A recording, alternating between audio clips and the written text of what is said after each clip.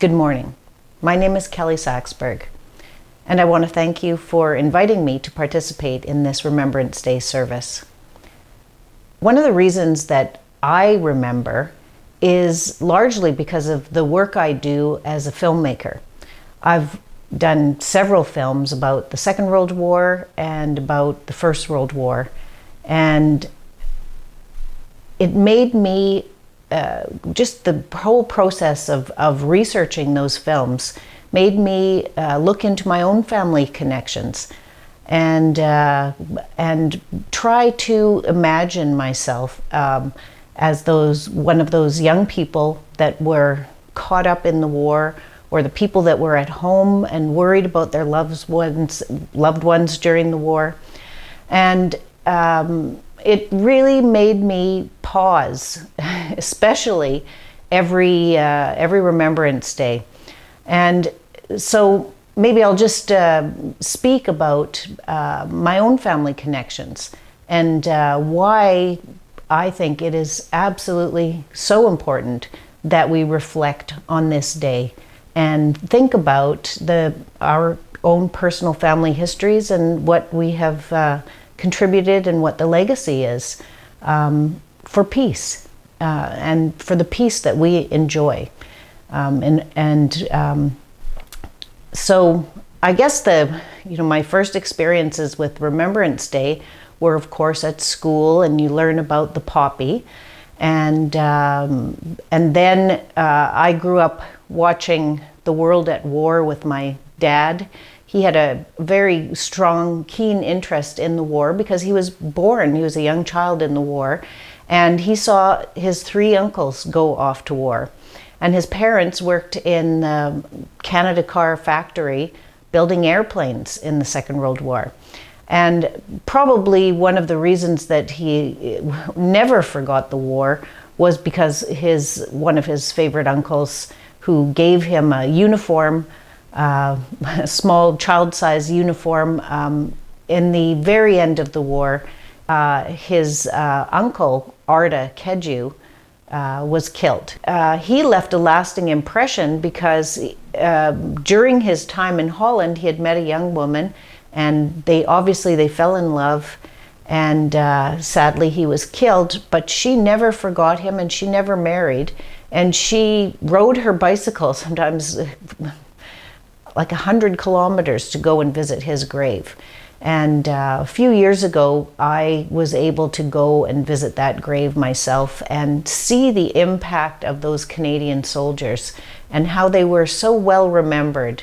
I grew up in Winnipeg and heard these stories and often came here because my grandparents on both sides were here in Thunder Bay.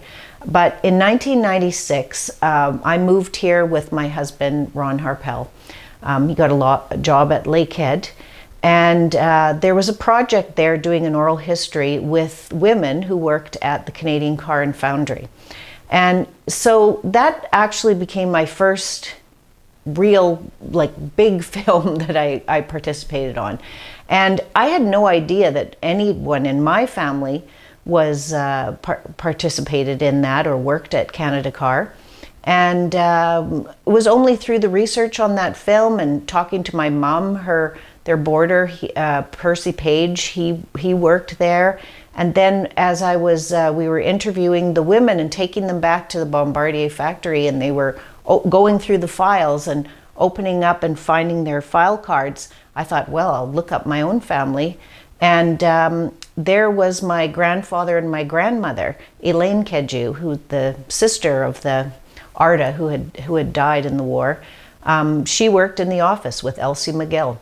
And my grandfather worked on the shop floor as doing sheet metal, building the Hawker Hurricanes. And so, that was interesting to me, but what was really fascinating was the impact that the war had on so many people. And when I asked the women, what did it mean and how did you feel? And there were so many things to learn. And I really got a huge appreciation for the impact of the Second World War on families and on women. Those 1,400 hurricanes and 800 hell divers we built changed a few things too, and helped win the war. But the biggest change might have been the one they made in us. Did you like working on the plane? Yes, because it was very important work. How old were you when you were doing that? I started when I was 15. I just turned 15. And when I first went down to work for the fella that I was to help, I think he felt very, like this little slip of a girl coming to help him, and he didn't talk much, and he just kept busy. And after a while, when he saw that I was very serious about my work, then he said, "You should get equal pay, and go to the tool crib and get some gloves so that you won't hurt your hands when you're holding that," and all this sort of stuff. And he was an But you had to prove yourself first. Well, it took a little bit, Yeah. but they weren't hard on me. She's always said all her life, to me anyway, you can do anything that you put your mind to and anything that you want to do. So after I got married and had kids and stayed home for 10 years, I decided that I could go back to teaching, get my degree, do things like that, because she always told me anything I wanted to do, I could do. Did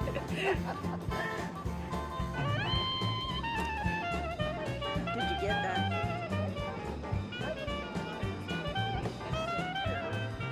Carrier fan, these Yeah, the two bushings here, you see. There's the flange and there's the bushing. Very proud. But all in all, it was the greatest experience, I think, of our lives. That was a wonderful And you really never forgot it. You knew you had done something and done something worthwhile.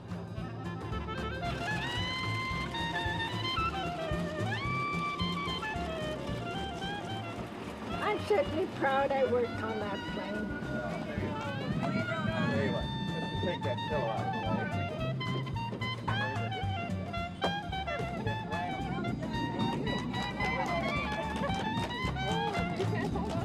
There you go. Thank you. You're great.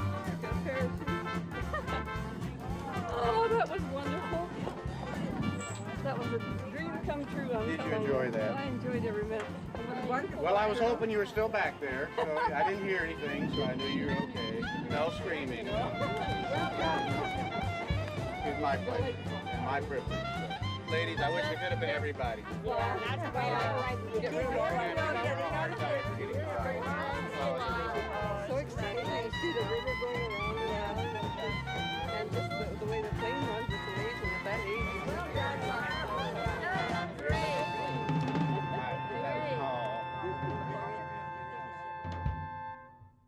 So I worked on Rosies of the North, and then Letters from Karelia, which was another story linked to the Second World War. But a few years ago, the city was planning recognition of a woman named Anna Guérin, who became famous and was known as the Poppy Lady. And they had, there was an opportunity to put a bid on to do a film about Anna Guérin and how Thunder Bay became the Poppy City, or was connected to the poppy.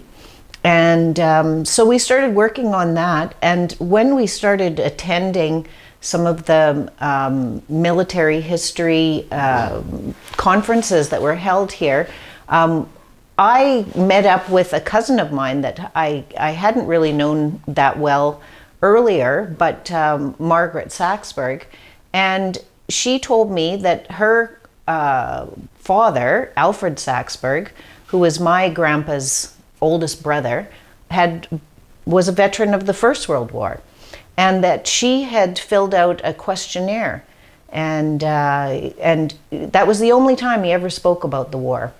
And so she told that story, and then we were able to base the information that she gathered from the questionnaire and what she learned, and combine it with all kinds of other stories and that we had.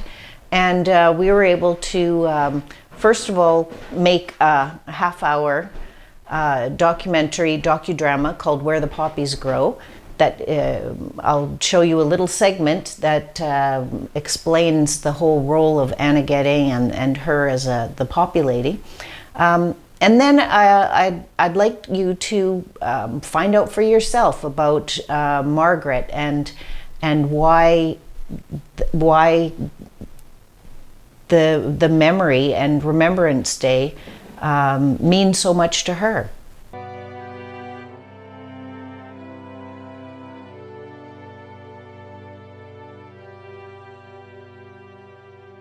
This is my father's tunic from the First World War, the 52nd Battalion. That would be the number of years he was in the service. Okay. So 1, 2, 3, 4. Right. So each chevron meant 1 year's active service. Right. So he was in for 4 years. And this means? That would have been where his wound stripe was. Oh. It was a metal, brass piece of metal that went this length. Okay. That meant he got wounded in action. Right. And then again, the collar dogs meant what unit he was with. But what else is interesting is they've got the old leather buttons on it. Right. Most of the uniforms had the brass buttons on it with the British coat of arms. And if you look at your dad's picture, the uniforms were made with 7 buttons on it. So that you could tell that was an original Canadian uniform. Oh, so why would he have 2 different ones? He may have been wounded in that one. The original buttons were the brass buttons, and he didn't like polishing them, and I guess they were allowed to change to leather buttons, and they would have been like this button then, with the crest on it. But overall, for a uniform being over 100 years old, right, it's in very good shape. If your grandkids ever seen the uniform, Granddad, you wore this thing? And they've all tried it on, yes, and they've all said, you were so small. Yeah, no, and actually, the majority of the soldiers were probably about your size. Yeah. You even look at the shoulders on them. Exactly, yeah. Scrawny kids from Canada. Yeah. And that's why the uniforms were so small. Right, yeah. There was an article in the newspaper about someone in the States who wanted to get some information on the First World War. I received the questionnaire, and I sat with my dad and asked him a bunch of questions, and it was very interesting talking to him because I had never heard my dad talk about the war at all. I guess a lot of people didn't want to talk about it, you know, and my mother was so surprised too. She listened into the whole conversation, and she said she had never heard him speak about the war at all either, you know. This is the whole battalion. Right. A, B, C, and if there's D company. He might even be in there. Well, he was probably in that one because that was taken in, 1915. They all had their picture taken before they went overseas, just in case something happened while they were there and they were not able to come back. And that's why I still have my dad's picture. Yeah. And he, one of the questions, was it all as you expected it to be? And nobody expected the war to be as bad as it was. Well, they expected the war to end by Christmas. Oh, I know. And then basically 3.5 years later, it finally ended. There were a lot of rats in the trenches. They'd put cheese on their bayonets, and when the rats came along, they'd blast them. And the only Germans he saw were 4 that had been captured by a patrol in no man's land. The question was, did you ever take part in a major assault? Only the 3rd Battalion of Utes, when they had to help the Canadian Mounted Rifles. Okay, who were chased back by the Germans. They had no rifles ready. The whole battalion was scattered. My dad went next to a hedge filled with water and had to stay there because it was daylight. Sergeant Head and Corporal Williams were killed in the spot he was going to go in. When my dad was wounded, the wrong order was given. They were told to start at 6 p.m., but it was still light out. September 1916. The order should have been later, after dark. They knew it was part of an assault, but not such a big one. Oh, yeah, this is it. The Germans built a road called the Sunken Roads. Half of the battalion was wounded at 7 o'clock. 7 p.m. and lay in a shell hole until midnight. They had cigarettes with them, and they decided to smoke them all just in case. Well, you might as well. Many men went past him. His only thought was of getting out, not if, but when. And he had no fear of being left there. He was carried in a sheet by 4 men, one carrying a white flag, to the closest dugout. And the next morning he was taken to a field hospital and then sent to England, to Oxford University. They were fighting for Canada, but also for their own survival. If he had to do it all over again, he probably would have. It does bring back memories. I even remember where we were sitting. Yeah, I was shocked by a lot that he did say. You know, it's pretty emotional. I guess I was fortunate growing up. I was able to meet and know a few veterans of the Second World War. One of them was my father-in-law, and Norm Harpel. And here is a photo of him and his medals and his pay books. And he's a handsome young man who at 18 years old went off to war, and he didn't come back until the war was over. So that was, you know, such a sacrifice, and he never spoke about it. He really didn't speak about it. And that was very similar to Alfred Saxberg. He didn't speak about it, nor my mother's great uncle, Keith Edwards, he didn't speak about it.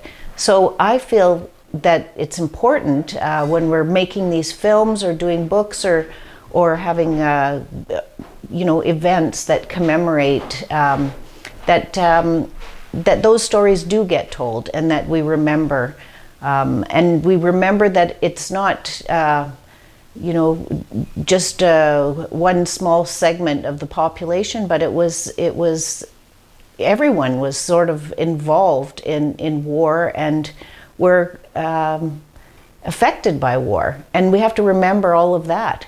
So when we think about the First World War, the Second World War, we think about the fact that it wasn't just young men, it was men of all ages, it was men of all ethnicities, and there were many First Nation soldiers and Indigenous women who were the back support for everything that was happening, just like the women that were here and who worked in the factories in the First World War and worked in the factories in the Second World War and took over agriculture and the rest of it.